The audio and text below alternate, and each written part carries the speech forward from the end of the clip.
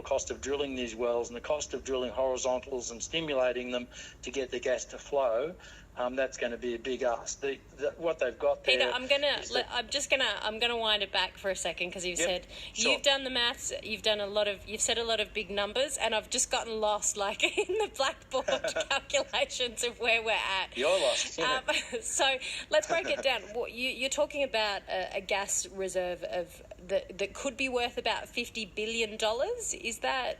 Yeah, is that the it's estimate? A prospective. Yeah, so it's a prospective gas in the ground. You know, there's more than that in the ground.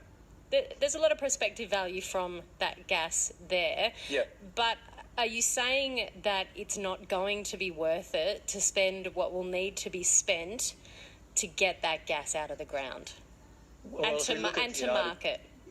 Yeah, that's the thing. If you look at the United States, where it's really the home of this fracking gas and oil, which really started off in about 15, 20 years ago, and it's really kicked off since about 2005. I mean, companies have been going bust left, right and centre in the United States, even at the time when the oil price was $100 a barrel and gas was $5 and $6 a gigajoule US.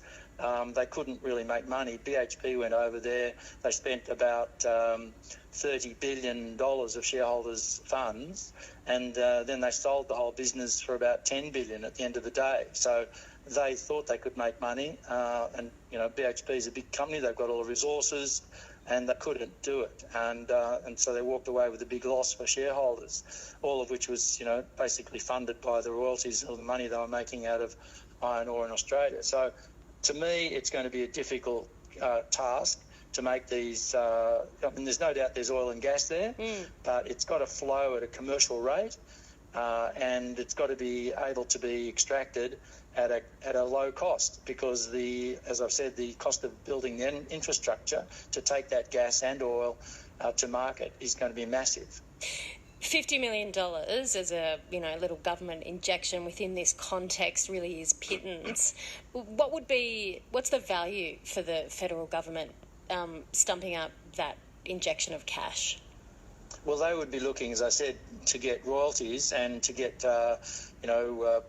taxes from the companies that are involved and taxes from the workers that would be needed to make it all happen. So there's a big amount of economic activity which could result from profitable development of this energy resource. And then I said, my basic rule of thumb would be that if it costs $20 billion, say, to develop this field, and the revenue is something like $53 billion, then my calculation would say that the petroleum resource rent tax to the federal government on that would be about $6 billion over the life of the project. So it's not small, but really they've got to be able to do it in a profitable way.